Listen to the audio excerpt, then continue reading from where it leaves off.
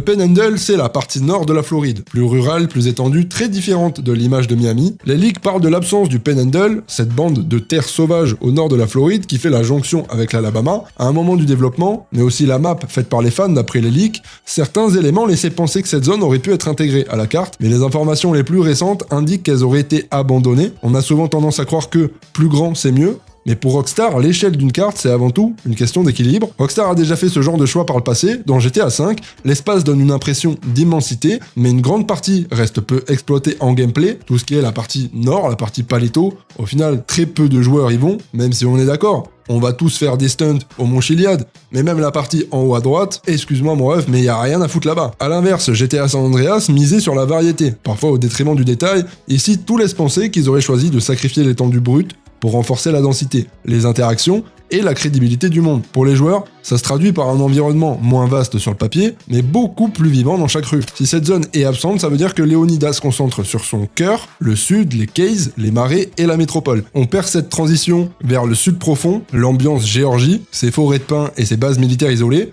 Pour les joueurs, c'est un biome en moins, une rupture de ton qui disparaît. C'est là qu'on voit aussi la différence avec Red Dead 2. Dans Red Dead, passer de la neige des montagnes au bayou, c'était un choc thermique et culturel. Si GTA 6 se prive du Panhandle, il mise tout sur l'identité tropicale et urbaine. On sera pas dans un road trip continental, mais dans une immersion totale sous la chaleur humide. Rockstar préfère que chaque mètre carré de Vice City transpire la Floride, plutôt que de nous donner des kilomètres de vide au nord pour faire joli sur la map.